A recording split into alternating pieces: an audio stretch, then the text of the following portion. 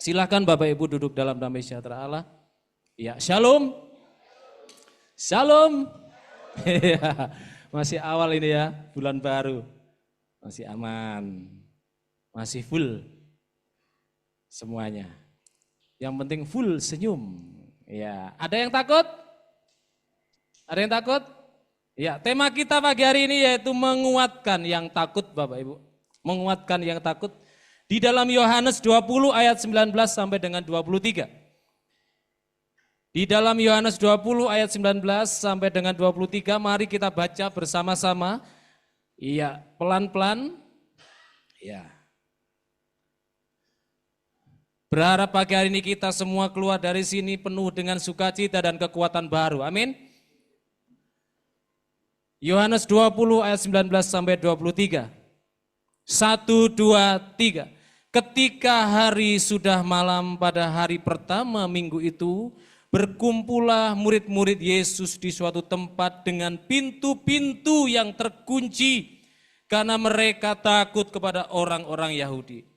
Pada waktu itu datanglah Yesus dan berdiri di tengah-tengah mereka dan berkata, "Damai sejahtera bagi kamu." Dan sesudah berkata demikian, ia menunjukkan tangannya dan lambungnya kepada mereka. Murid-murid itu bersuka cita ketika mereka melihat Tuhan. Maka kata Yesus sekali lagi, "Damai sejahtera bagi kamu. Sama seperti Bapa mengutus aku, demikian juga sekarang aku mengutus kamu." Dan sesudah berkata demikian, ia mengembusi mereka dan berkata, "Terimalah Roh Kudus. Jikalau kamu mengampuni dosa orang, dosanya diampuni. Dan jikalau kamu menyatakan dosa orang tetap ada, dosanya tetap ada." Berbahagialah setiap kita yang mendengarkan firman Tuhan, merenungkannya, mempelajarinya, dan berusaha untuk melakukannya setiap hari. Bersabdalah Tuhan.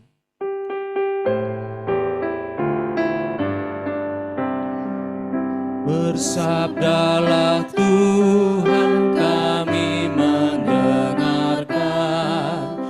Bersabdalah Tuhan, kami mendengarkan.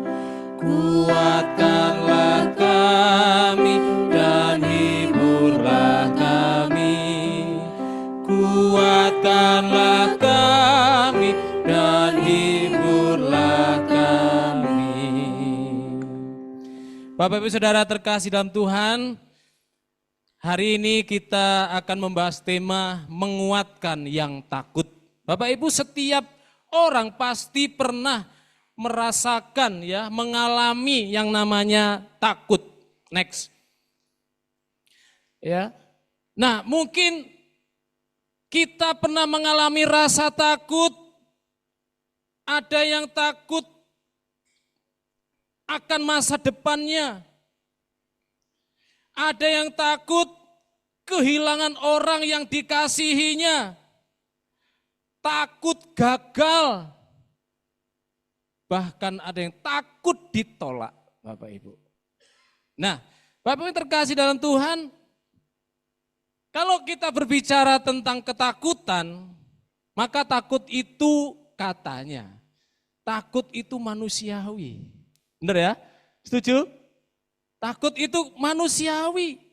Semua orang pernah mengalami yang namanya rasa takut. Takut gelap. Ada yang masih takut gelap? Takut ketinggian. Takut hewan atau apapun lah ya. Macam-macam rasa takut. Takut ular. Ya. Takut ulo, sapa neh? Ya. Yang paling lucu, saya punya keponakan, saudara kita lah. Itu takut sama tahu, Bapak Ibu. Sama tahu takut. Sampai tahu lo takut. Memang bocah yang wedi, tapi lek wis karo tahu kok wedi. Jok nakal, tak jokno tahu, langsung mengkeret. Gara-gara apa? Tahu. Takut tahu Bapak Ibu. Ya. Macam-macam ya, rasa takut itu. Takut ditinggal sang kekasih. Apa meneh? pas sayang-sayange. Wah. Ya, kowe lunga ninggal aku. Ya apa ki pian lali lah Mbak Yuni sing hafal nih. Pas sayang-sayange. Ya. Takut kehilangan, takut ini, takut itu, takut tahu, takut apalah itu. Tapi kok enggak ono ya sing takut sama duit ya. Semua kok suka sama duit ya. Iya benar ya. Ada enggak ini takut uang? Tapi lek takut rande duit ya kabeh. Ngaku ora. Semua takut lek enggak duit-duit. Nah. Tapi ada yang takut yang lain Bapak Ibu. Takut istri. Nah, suami-suami. Ada enggak? Takut istri. Ya. Atau juga takut suami. Atau ada yang takut sama saya? Gak ada ya. Bapak Ibu, kalau saya tuh takut dalam hidup saya takut sama ibu saya. Ibu saya itu waduh orangnya disiplin pokoknya ya. Disiplin banget ya. Tapi lek kadung ngomel, ngoceh ya, marahin gitu dari pagi sampai malam enggak berhenti Bapak Ibu. Terus sampai kakak saya yang perempuan, wes ayo ngalih cekno tembok ae sing domeli. Ya, biar tembok ae wis domeli itu, ya. Nah, Bapak Ibu, berbicara takut banyak sekali. Ada jenis takut yang sering dialami oleh orang Kristen. Apa kira-kira? Takut lek dikongkon pelayanan. Nah, ngaku pernah, ya. Lek dikongkon pelayanan ya diajak pelayanan takut, ya. Wes, misalkan ya, disuruh doa pembukaan lah, ya. Disuruh doa pembukaan misalkan, saya enggak siap rohani Pak. Wah, alasannya ya, saya tidak layak Pak, saya enggak siap rohani Pak.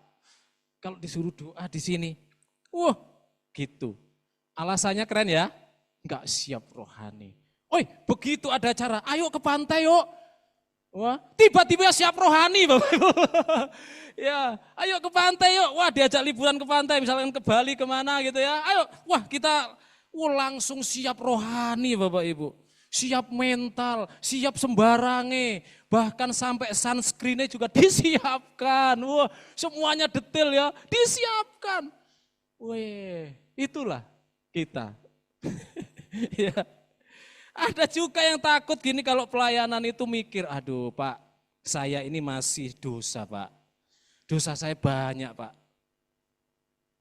Nah Bapak Ibu, kalau yang melayani di sini sempurna semua, enggak ono gerejane kosong. Tuhan Yesus saja yang sempurna, betul? ADW jadi jemaat online di rumah saja. Ya merasa enggak layak di sini, berdiri di sini enggak layak. Wah, ya. Jadi kita gimana gitu. Nah, Bapak Ibu ada yang menarik dari pembacaan kita. Ketakutan itu ternyata juga terjadi kepada murid-murid Tuhan Yesus yang kita baca tadi ya. Mereka bersembunyi, mereka mengunci pintu karena takut.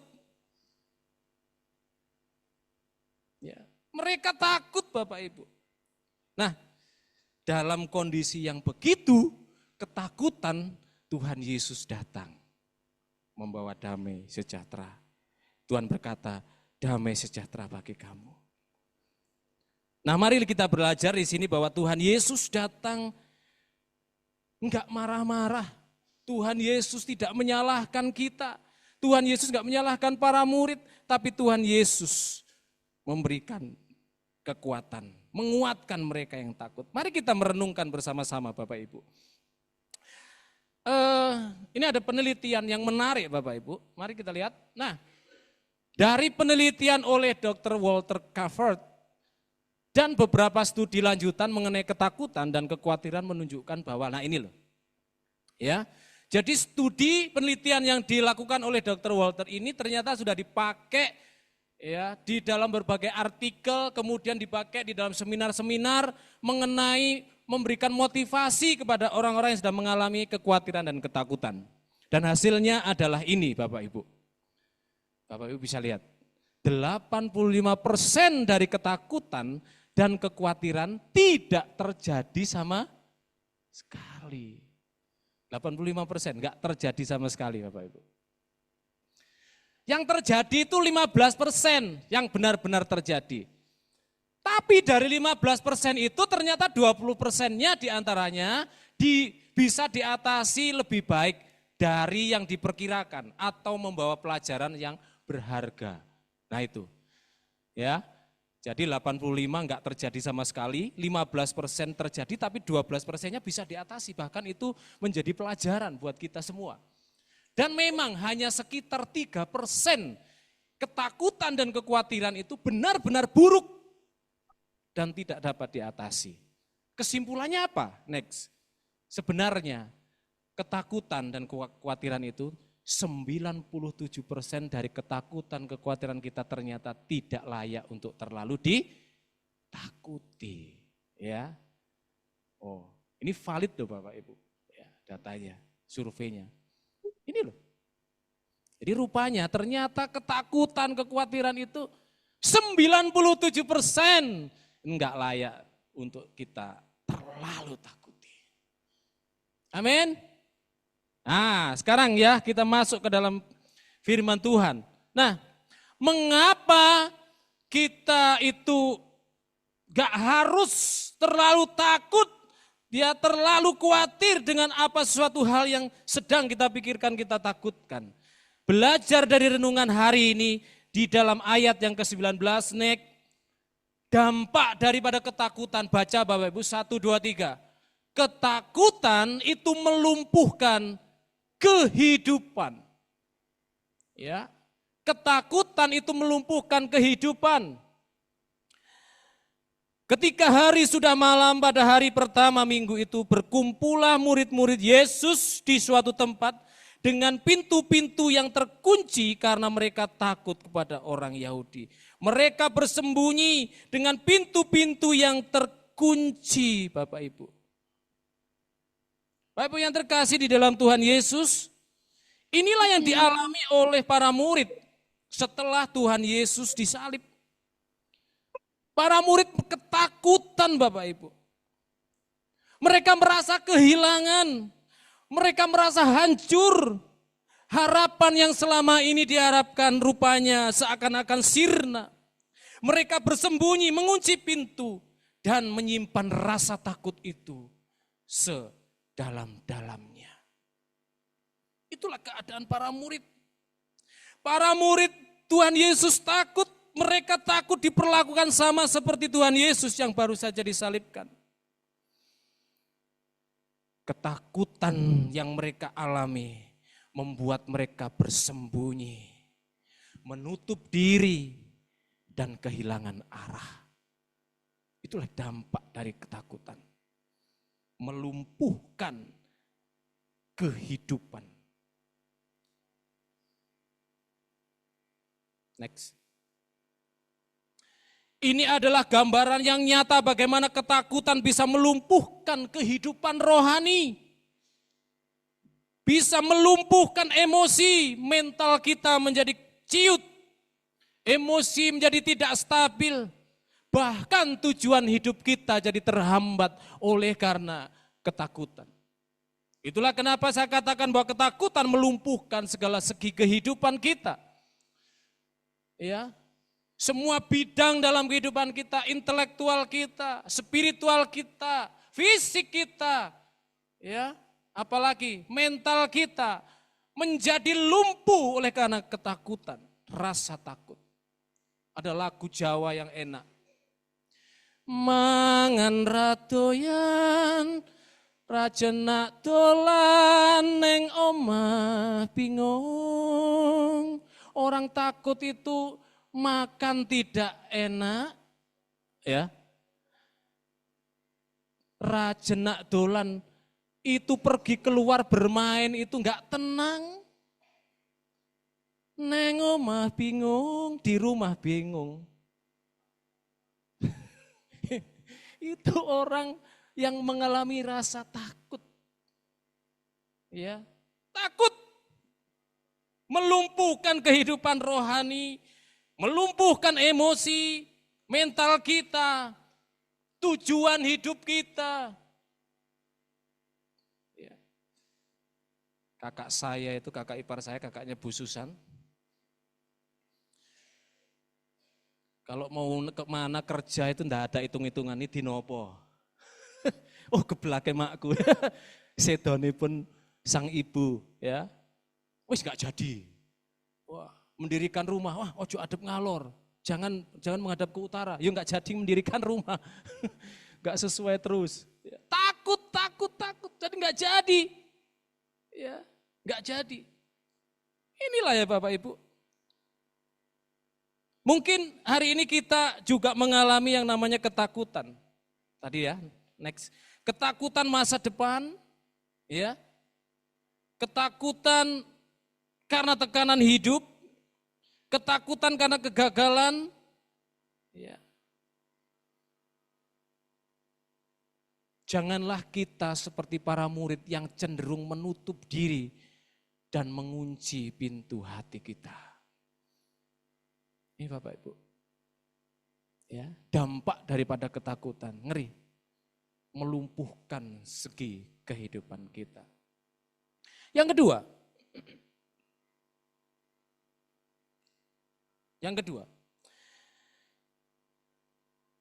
di dalam ayat yang ke-19b dan 21, ya, di dalam keadaan yang demikian, para murid mengalami rasa takut yang begitu dalam, membuat akhirnya mereka lumpuh kehidupannya. Bapak Ibu perhatikan, kehadiran Tuhan Yesus membawa damai. Ya, kehadiran Tuhan Yesus membawa damai. Datanglah Yesus dan berdiri di tengah-tengah mereka dan berkata, damai sejahtera bagi kamu. Damai sejahtera bagi kamu. Bapak Ibu yang terkasih dalam Tuhan, coba mari kita dramatisasi sedikit. Ini murid-murid dalam kondisi di dalam rumah, terkunci pintu-pintunya, berarti pintunya enggak satu ya, karena pintu-pintunya terkunci. Dan murid-murid ada di dalam. Tiba-tiba Tuhan Yesus hadir. Di tengah-tengah pintu yang tertutup rapat, Tuhan Yesus hadir. Apa yang kita pelajari Bapak Ibu? Tuhan kita, Tuhan Yesus, nyata bahwa kebangkitannya membuktikan Dia Allah yang berkuasa. Amin. Dia tidak dibatasi oleh ruang dan waktu. Dia bisa hadir di tengah-tengah para murid yang sedang ketakutan. Bayangkan Bapak Ibu, luar biasa. Allah kita adalah Allah yang hidup, Allah yang berkuasa. Membuktikan bahwa Dia Allah yang peduli. Kalau Dia berkata, aku Immanuel, nyata sekarang kita lihat. Memang benar Dia adalah Allah yang Immanuel. Yang bersama-sama dengan para murid. Yang menarik Bapak Ibu, ini mengingatkan kepada saya peristiwa manusia jatuh di dalam dosa. Ketika manusia Adam dan Hawa jatuh dalam dosa, mereka bersembunyi. Betul ya? Tuhan Yesus, Tuhan Allah datang pada waktu itu dan mencari Adam, kamu di mana? Menarik. Dalam peristiwa yang berbeda, tapi Tuhan Allah kita datang dengan cara yang sama. Apa cara samanya? Tuhan datang dengan kelembutan kasih-Nya. Tuhan gak marah-marah pada waktu Adam dan Hawa jatuh dalam dosa. Dan saat ini pula Tuhan datang juga tidak dengan marah-marah. Tidak menghardik mereka. Tidak mengejek mereka, cemen kalian ini, enggak. Padahal jelas para murid itu sudah meninggalkan Tuhan Yesus pada waktu Tuhan Yesus disiksa, menderita, ditangkap. Petrus menyangkal, Yudas mengkhianati, para murid meninggalkan lari. Tapi Tuhan datang dengan kasih-Nya. Dia sampaikan, Dia berkata, damai sejahtera bagi kamu. Diulang Bapak Ibu di dalam ayat yang ke-21. damai sejahtera bagi kamu Bapak Ibu. Luar biasa kan? Itulah Allah kita. Tuhan yang hidup, Tuhan yang penuh kasih. Damai yang ditawarkan Tuhan Yesus itu bukan damai yang seperti dunia tawarkan. Bukan hanya sekedar perasaan damai. Tapi damai itu benar-benar hadir karena Tuhan Yesus itulah damai sejati. Amin Bapak Ibu. Damainya itu ya Tuhan Yesus sendiri itu. Maka pelajarannya buat kita adalah apa pagi hari ini?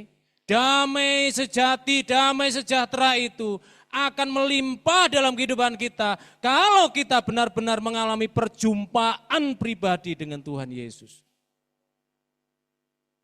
Ya, amin. Damai itu akan kita rasakan sepenuhnya kalau kita benar-benar mengalami perjumpaan pribadi dengan Kristus. Apakah kita sudah mengalami perjumpaan dengan Tuhan Yesus secara pribadi? Next. Tuhan Yesus hadir dalam ketakutan kita. Bahkan ketika hidup kita itu terkunci oleh rasa trauma dan kekhawatiran. Bapak Ibu mungkin kita ada trauma, ada ketakutan. Ya, padahal belum terjadi di depan, tapi kita sudah takut. Ingat, perjumpaan pribadi dengan Yesus itu sebagai kunci. Ya, kita menang mengalami yang namanya rasa takut. Tuhan hadir dalam kehidupan kita. Kehadirannya membawa damai yang sejati, bukan sekedar menghilangkan ketakutan, tapi memulihkannya.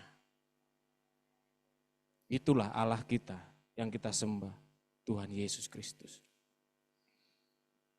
Sekarang kita sedang terkunci di dalam apa? Masa depan, pekerjaan, ekonomi, atau apapun. Datang kepada Tuhan. Mari kita berjumpa secara pribadi dengan Kristus. Dia bukan saja menawarkan itu, tapi dia memberikan damai, memberikan dirinya bagi kita. Amin Bapak Ibu. Tuhan datang membawa damai. Kehadiran Tuhan Yesus membawa damai. Yang ketiga,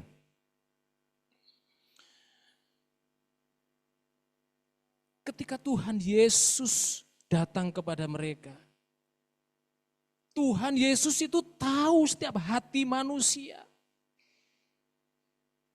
Mereka perlu diteguhkan hatinya, imannya. Maka Tuhan Yesus memberikan penguatan lewat bukti dan sukacita. Ayat 20. Dan sesudah berkata demikian, ia menunjukkan tangannya dan lambungnya kepada mereka. Murid-murid itu bersukacita ketika mereka melihat Tuhan. Ya. Dan sesudah berkata demikian, ia menunjukkan tangannya dan lambungnya kepada mereka, sehingga murid-murid itu bersukacita ketika mereka melihat Tuhan. Apa sebenarnya yang ingin disampaikan akan ditunjukkan kepada murid-muridnya? Tuhan Yesus membuktikan, menunjukkan lukanya, tangan dan lambungnya, membuktikan dia menang atas maut. Membuktikan kemenangannya atas maut. Luar biasa Bapak Ibu. Ya, ini luar biasa Bapak Ibu. Dan yang terjadi Bapak Ibu, dari ketakutan mereka beralih kepada sukacita. Wow, sukacita yang luar biasa. Mengapa? Karena mereka melihat dan mengalami sendiri bahwa Yesus hidup. Bahwa Yesus hidup. Apakah kita percaya bahwa Allah kita, Yesus Kristus adalah Allah yang hidup? Amin. Ya. Dia sudah menyatakan dirinya, dia menunjukkannya, itu tertulis di dalam Alkitab. Luka penderitaan bukan lagi sebuah simbol, tetapi bukti kemenangan dan kasih-Nya kepada kita. Itulah Allah kita. Allah telah membuktikan, dia buktikan dirinya, dia bangkit, dia menang atas maut dan memberikan sukacita. Bapak Ibu, maka kita pun perlu mengingat bahwa Tuhan kita bukan Tuhan yang jauh, Bapak Ibu. Mari kita ingat bahwa Tuhan kita itu bukan Tuhan yang jauh. Kita harus berteriak-teriak, enggak perlu Bapak Ibu. Tuhan itu dekat dengan kita. Amin. Ya. Ia telah menderita dan menang, dan lukanya adalah tanda bahwa kita dikasihi dan disertai. Dia menyertai kita, dia dekat dengan kita Bapak Ibu. Apapun sekarang menjadi ketakutan kita, Tuhan telah memberikan penguatan, membuktikan bahwa dia memang berkuasa, dia memang Allah yang hidup. Dia menyatakan dirinya hadir di tengah-tengah muridnya dalam keadaan yang terkunci. Itulah Allah kita. Kemudian, yang keempat, sama seperti Bapa mengutus aku, ayat 21, demikian juga sekarang aku mengutus kamu.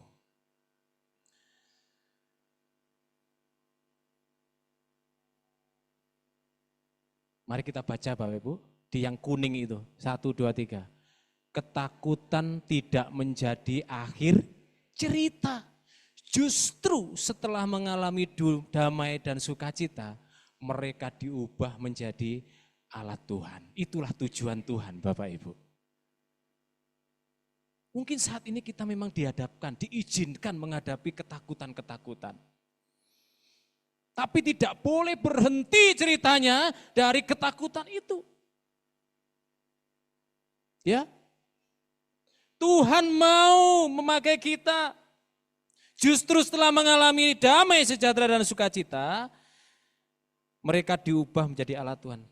Mari kita semua bangkit Bapak Ibu, menjadi alat Tuhan, membawa damai kepada banyak orang.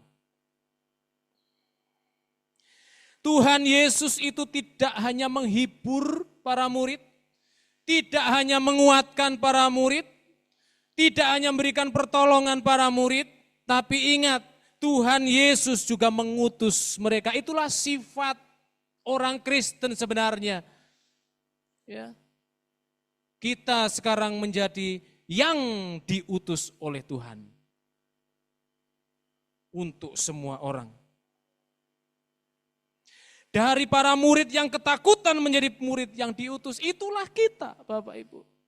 Dimanapun kita berada, di tengah pekerjaan kita, ya, dimanapun kita berada, mari menjadi orang-orang yang beridentitas jelas sebagai anak Tuhan. Enggak boleh kita abu-abu Bapak Ibu. Ya. Tadi saya kelewat, ada rasa takut di dalam kehidupan orang Kristen. Sebenarnya ini harus menjadi ketakutan bagi kita. Tapi sekarang menjadi hal yang biasa. Apa Bapak Ibu kira-kira? Enggak, ibadah itu hal yang biasa, bukan lagi menjadi hal yang menakutkan. Ya. Enggak, ibadah itu hal yang biasa. Padahal di dalam Alkitab dari awal sampai akhir tujuan Allah untuk menolong kita, menebus kita, itu supaya kita bersatu, bersekutu Bapak Ibu. Ketika Allah mengutus Musa membawa umat Israel keluar dari Mesir, Tuhan berkata apa? Katakan kepada Firaun, biarlah umatku beribadah kepada. Itu tujuannya jelas. Tuhan Yesus juga sudah memberikan perumpamaan-perumpamaan di dalam perjanjian baru. Setiap orang yang diundang di dalam perjamuan anak domba, perjamuan itu ya, perjamuan kawin, perjamuan nikah, suruh cari itu. Sorry nggak iso.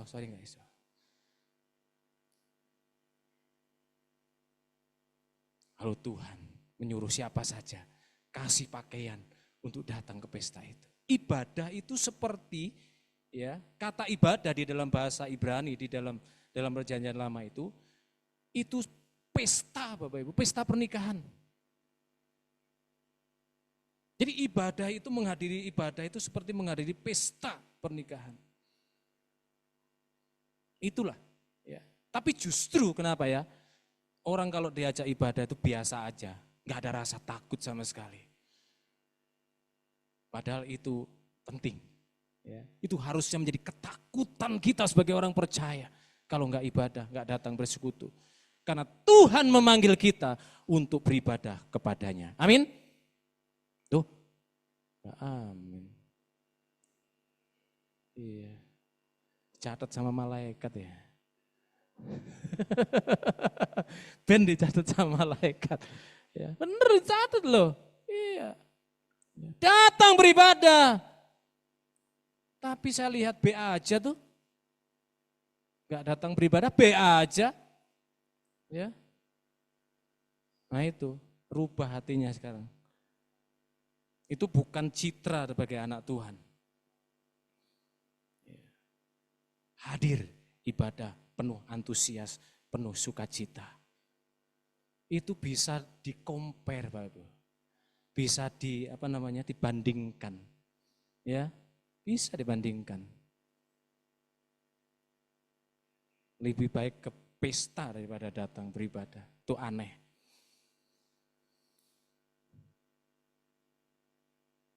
Ketakutan tidak menjadi akhir cerita. Mari kita yang sudah mengalami damai sejahtera, mari kita sampaikan, salurkan damai sejahtera itu kepada banyak orang.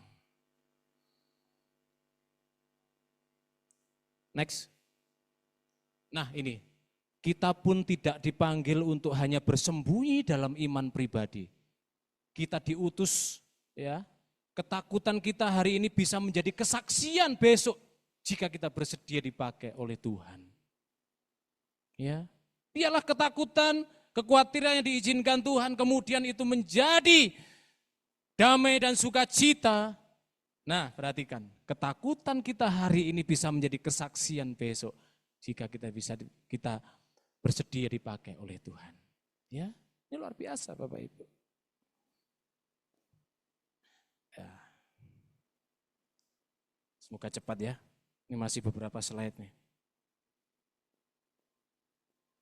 Yang terakhir. Nah, sudah ngomong berapa slide tapi terakhir. Lego. Mas Ande ya. Oke, yang terakhir. Roh Kudus menguatkan dan memberi kuasa. Ayat 22 sampai dengan 23. Dan sesudah berkata demikian, ia mengembusi mereka dan berkata, terimalah Roh Kudus. Jikalau kamu mengampuni dosa orang, dosanya diampuni. Dan jikalau kamu menyatakan dosa orang, tetap ada dosanya, tetap ada. Ya. Nah, di ayat yang ke-23 itu perlu diulas secara khusus ya. Saya enggak ngulasnya di sini sekarang. Karena itu sangat penting ya di topik di ayat 23. Jikalau kamu mengampuni dosa orang, dosanya diampuni. Dan jikalau kamu menyatakan dosa orang, tetap ada dosanya, tetap ada. Nah ini dalam Bapak Ibu. Ya, nanti mungkin bisa di khotbah berikutnya. Ya. Bapak Ibu yang terkasih dalam Tuhan, Tuhan Yesus itu tahu. Karena memang Dia Allah Maha tahu bahwa para murid perlu ditolong. Para murid pasti mengalami tantangan setelah ini. Maka Tuhan memberikan kuasa, memberikan penolong, yaitu Roh Kudus. Diberikan Roh Kudus ya para murid ini. Tuhan itu tidak hanya memberikan kekuatan secara emosional, tetapi Tuhan juga memberikan kekuatan secara spiritual, secara rohani. Sehingga apa Bapak Ibu? Roh Kudus inilah nantinya yang akan menolong para murid, memberikan kekuatan, menolong, mengingatkan, dan memberikan kuasa. Ya, di ayat yang ke-23 itu berkaitan dengan penginjilan Bapak Ibu. Jadi kita semua tidak punya hak absolut untuk mengampuni orang dan menyatakan dosa orang itu ada. Itu bukan kita nggak ada hak sama sekali. Ya, bukan itu artinya, tapi berkaitan dengan penginjilan. Ya. Jadi setiap kita dipakai, gereja dipakai, memberitakan Injil. Siapa yang menerima Injil, ya dosamu diampuni. Sesuai dengan janji Injil. Tapi siapa yang menolak Injil, ya dosanya tetap ada. Itu maksudnya. Itu singkat saja ya, seperti itu. Ini lebih dalam lagi. Nah, ini penting Bapak Ibu. Itu siapa? Itu Roh Kudus yang menolong kita, memberikan kemampuan, penguatan kepada kita. Tantangan ada di dalam memberitakan Injil, pasti. Ya. Tetapi Roh Kudus akan menolong kita semua. Sekarang Bapak Ibu, kita lihat para murid tidak lagi sendiri. Sama, kita pun juga tidak sendiri. Amin. Roh Kudus ada bersama-sama dengan kita. Enggak perlu takut, enggak perlu khawatir hal-hal yang kita takutkan di depan. Ya, karena ada Roh Kudus yang beri kekuatan. Dia menolong, memulihkan. Ya. Mari kita juga sebagai orang-orang Kristen bersedia untuk mampu mengampuni juga. Memberi maaf, mengampuni orang-orang di sekitar kita. Mari kita membawa mereka supaya mereka dipulihkan.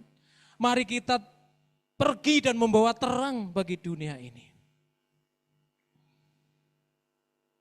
Roh Kudus ada bersama kita hari ini.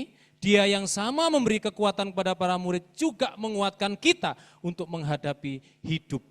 Ya, mengampuni dan menjadi alat kasih-Nya. Roh Kudus akan menolong kita ya, menghadapi kehidupan yang sungguh luar biasa, menakutkan. Ya.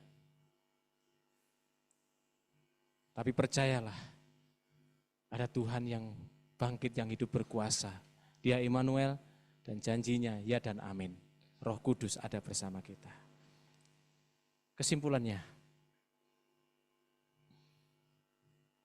kita baca 1, 2, 3.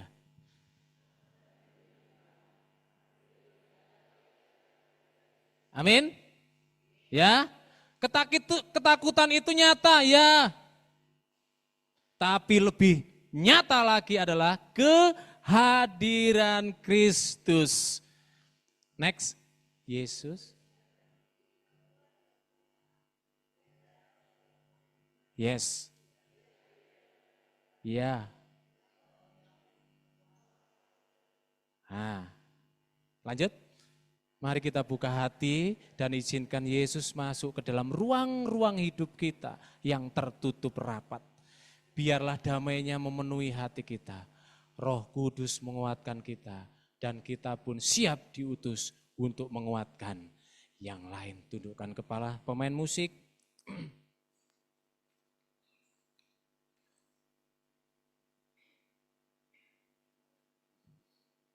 Bapak Ibu, biarlah lagu ini, lagu yang saya cari ini ya, untuk tema khotbah ini menjadi penguat pengingat buat kita. Di saat aku takut, di saat aku lemah. Ya, mari ini menjadi pujian kita, penguatan iman kita kepada Tuhan.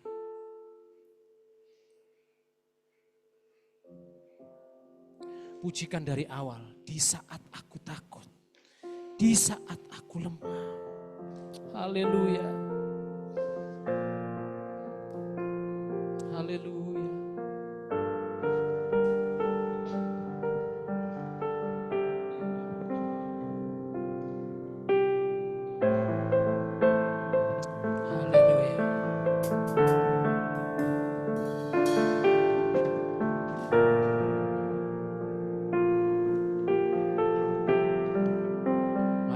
Sama-sama. Di saat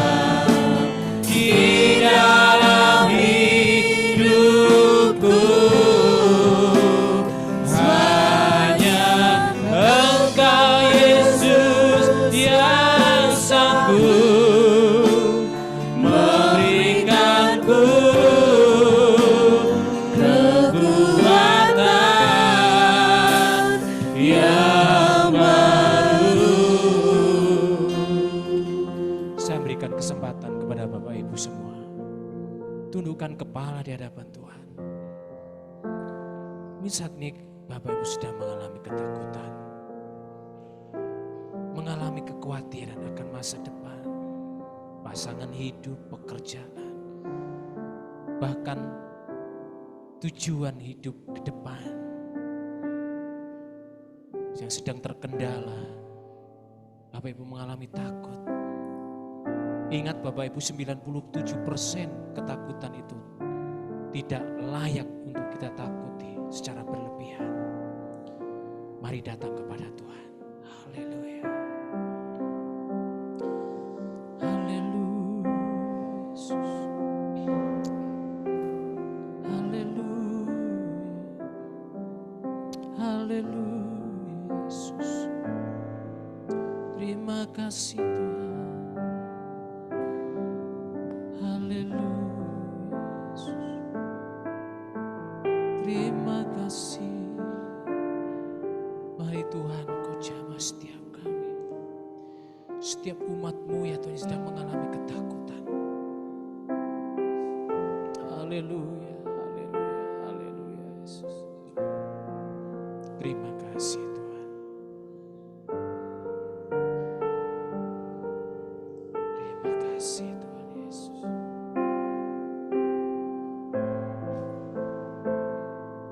Terima kasih Yesus.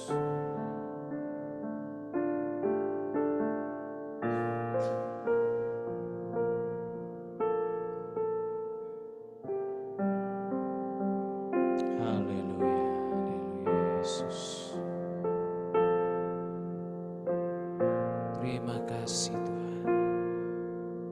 Engkau hadir di tengah-tengah ketakutan kami.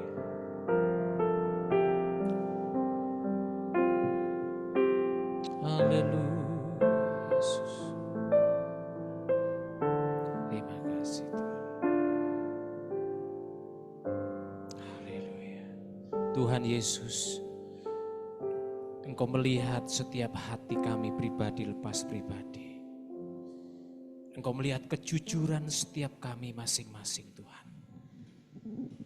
Mungkin kami ya Tuhan, di antara kami ada yang sedang mengalami ketakutan dalam kehidupannya. Mari Tuhan, Engkau hadir.